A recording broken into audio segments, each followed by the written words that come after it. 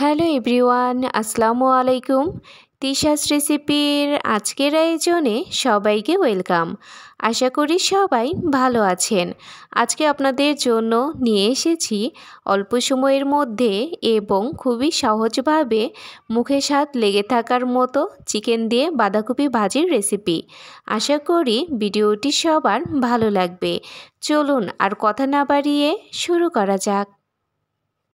এখানে আমি boneless chicken নিয়েছি আর চিকেনগুলোকে এভাবে ছোট ছোট টুকরা করে কেটে নিয়েছি। এখন এর মধ্যে দিয়ে দিয়েছি হাফ চা চামচ পরিমাণ মরিচের গুঁড়া, দিয়ে দিয়েছি হাফ চা চামচ পরিমাণ হলুদের গুঁড়া, এবার দিয়ে দিচ্ছি হাফ চা চামচ পরিমাণ ধনিয়া গুঁড়া। এখন দিয়ে দিচ্ছি স্বাদমতো লবণ। এবার এর মধ্যে দিয়ে দিচ্ছি হাফ চা চামচ পরিমাণ আদা বাটা। এখন দিয়ে দিচ্ছি হাফ চা চামচ পরিমাণ রসুন বাটা। এবার সব কিছু আমি খুব ভালোভাবে মিশিয়ে নিচ্ছি। চুলায় একটা হাঁড়ি বসিয়ে দিয়েছি রান্নার রেগুলার তেল। এবার চিকেনগুলো আমি দিয়ে দিচ্ছি। চিকেনগুলো এবার আমি খুব ভালোভাবে ভেজে নিব।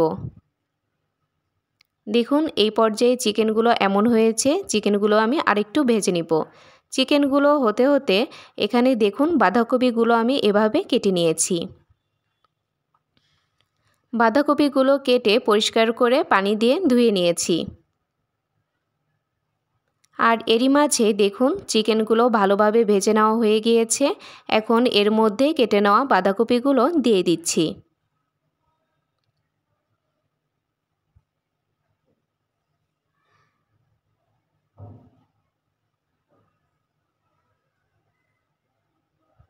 এবার চিকেনের সাথে বাঁধাকপিগুলো খুব ভালোভাবে মিশিয়ে নিচ্ছি।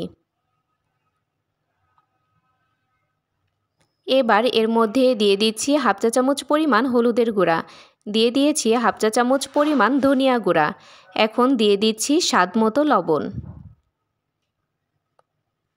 এবার সব কিছু আমি আবারও ভালোভাবে মিশিয়ে নিচ্ছি।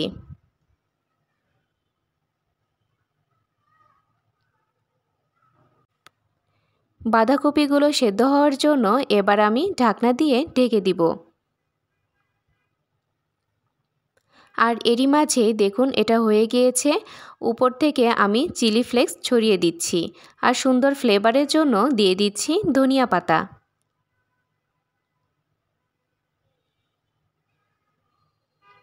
এবার আমি চুলা থেকে নামিয়ে ফেলব। চুলা থেকে নামিয়ে একটা পাত্রে ঢেলে সার্ভ করে নিয়েছি। উপর থেকে আমি আরেকটু ধনিয়া পাতা ছড়িয়ে দিচ্ছি।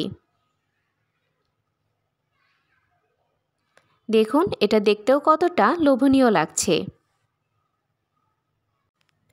তৈরি হয়ে গেল অল্প সময়ের মধ্যে এবং খুবই সহজভাবে মুখে স্বাদ লেগে থাকার মতো চিকেন দিয়ে বাঁধাকপি ভাজির রেসিপি। আপনারা বাসায় অবশ্যই এভাবে বানিয়ে খাবেন এবং খেয়ে কেমন লেগেছে আমাকে কমেন্ট করে জানাবেন।